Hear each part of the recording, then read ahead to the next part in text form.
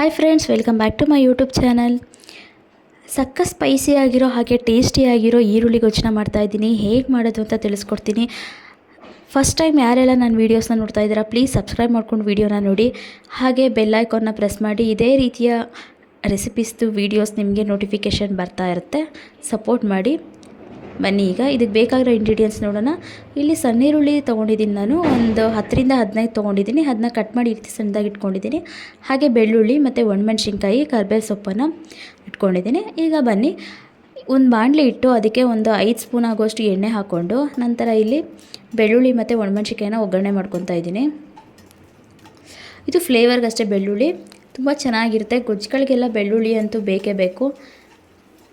ಸಣ್ಣ ಈರುಳ್ಳಿ ಸೀಸನ್ ಆಗಿರೋದ್ರಿಂದ ಆಲ್ಮೋಸ್ಟ್ ಇವಾಗ ಗೊಜ್ಜೆಲ್ಲ ನೀವು ಮಾಡ್ಕೋಬೇಕಂದ್ರೆ ಸಣ್ಣ ಈರುಳ್ಳಿನೇ ಯೂಸ್ ಮಾಡಿ, ತುಂಬ ಒಳ್ಳೆಯದು ಹೆಲ್ತ್ಗೂ. ನಮ್ಮ ಮನೇಲಿ ನಾನು ಉಪ್ಪಿಟ್ಟಿಗೆ ಆಗ್ಬೋದು ಅಥವಾ ಸಾಂಬಾರಿಗೆಲ್ಲ ಸಣ್ಣ ಈರುಳ್ಳಿನೇ ಬಳಸ್ತಾ ಇರೋದು ಇವಾಗ.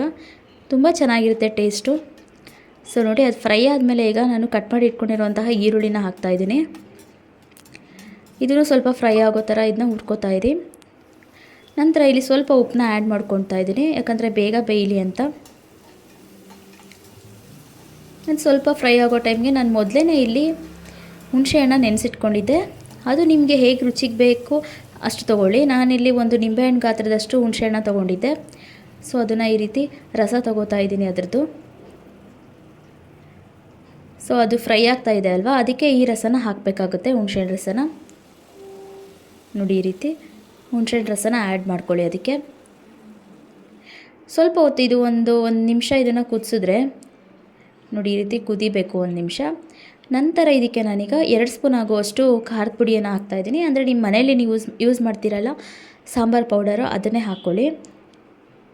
ಈ ರೀತಿ ಹಾಕಿ ಗಂಟಿಲ್ದಿರೋ ಹಾಗೆ ಅದನ್ನು ಮಿಕ್ಸ್ ಮಾಡ್ಕೊಳ್ಳಿ. ನೀಟಾಗಿ ಮಿಕ್ಸ್ ಮಾಡಿ. ಏನು ಈ ರೀತಿ ನೀರು ಹಂಗಿದೆ ಅಂತ ತಿಳ್ಕೊಬೇಡಿ, ಅದು ಚೆನ್ನಾಗಿ ಕುದಿದ್ರೆ ಅದು ಆ ಗೊಜ್ಜು ಹದಕ್ಕೆ ಬರುತ್ತೆ. ಆದರೆ ನೀಟಾಗಿ ಅದನ್ನು ಕುದಿಸ್ಕೋಬೇಕಾಗುತ್ತೆ. ಆದಷ್ಟು ನೀವು ಮೀಡಿಯಮ್ ಫ್ಲೇಮಲ್ಲೇ ಇಟ್ಕೊಂಡು, ಅಂದರೆ ಕಮ್ಮಿ ಫ್ಲೇಮಲ್ಲೇ ಇಟ್ಕೊಳ್ಳಿ. ಒಂದು ತಟ್ಟೆನ ಮುಚ್ಚಿ ನೀಟಾಗಿ ಅದನ್ನು ಕುದಿಸ್ಕೊಳ್ಳಿ. ಆದಷ್ಟು ಗೊಜ್ಜು ನೀವು ಎಷ್ಟು ಟೈಮ್ ತೊಗೋತಿರೋ ಮಾಡೋದಕ್ಕೆ ಅಷ್ಟು ಅದನ್ನು ಇಡ್ಬೋದು, ಏನೂ ಕೆಡೋದಿಲ್ಲ. ಹೊರಗಡೆನೂ ಇಟ್ಕೋಬೋದು ಅಥವಾ ನೀವು ಫ್ರಿಜ್ಜಲ್ಲಾದರೂ ಸ್ಟೋರ್ ಮಾಡಿ ಇಟ್ಕೋಬೋದು. 2 ಕಡೆನೂ ಇರುತ್ತೆ. ಅಂದರೆ ನಾವು ಎಷ್ಟು ಕುದಿಸ್ತೀವೋ ಅಷ್ಟು ಚೆನ್ನಾಗಿ ಗೊಜ್ಜಾಗುತ್ತೆ.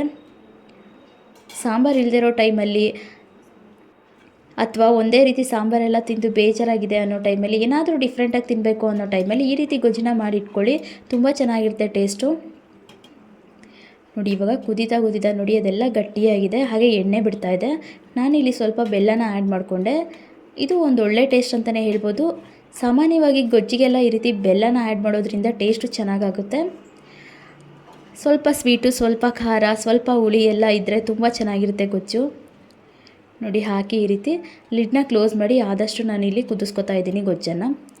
ಎಣ್ಣೆ ಎಲ್ಲ ಸೈಡಲ್ಲಿ ಬಿಟ್ಟಿರಬೇಕು, ನಿಮಗೆ ಗೊತ್ತಾಗುತ್ತೆ ಆಗ ಗೊಜ್ಜು ರೆಡಿಯಾಗಿದೆ ಅಂತ. ನೋಡಿ, ಇವಾಗ ಗಟ್ಟಿಯಾಗಿ ಎಣ್ಣೆ ಎಲ್ಲ ಸೈಡಲ್ಲಿ ಬಿಟ್ಟಿದೆ. ಸೊ ಈಗ ಗೊಜ್ಜು ರೆಡಿಯಾಗಿದೆ. ಸಕ್ಕ ಟೇಸ್ಟಿಯಾಗಿ ಸ್ಪೈಸಿಯಾಗಿರೋ ಈರುಳ್ಳಿ ಗೊಜ್ಜು ರೆಡಿ ಆಯಿತು. ನೋಡಿದ್ರಲ್ವ ಹೇಗೆ ಮಾಡಿದೆ ಅಂತ. ಪ್ಲೀಸ್ ಯಾರೆಲ್ಲ ನನ್ನ ಚಾನಲ್ ಸಬ್ಸ್ಕ್ರೈಬ್ ಮಾಡಿಲ್ಲ, ಪ್ಲೀಸ್ ಸಬ್ಸ್ಕ್ರೈಬ್ ಮಾಡಿಕೊಂಡು ಹಾಗೆ ಈ ರೆಸಿಪಿನ ಟ್ರೈ ಮಾಡಿ. ಹೇಗಿತ್ತು ಅಂತ ಲೈಕ್ ಮಾಡಿ, ಕಮೆಂಟ್ ಮಾಡಿ, ಹಾಗೆ ಶೇರ್ ಮಾಡಿ. Thank you.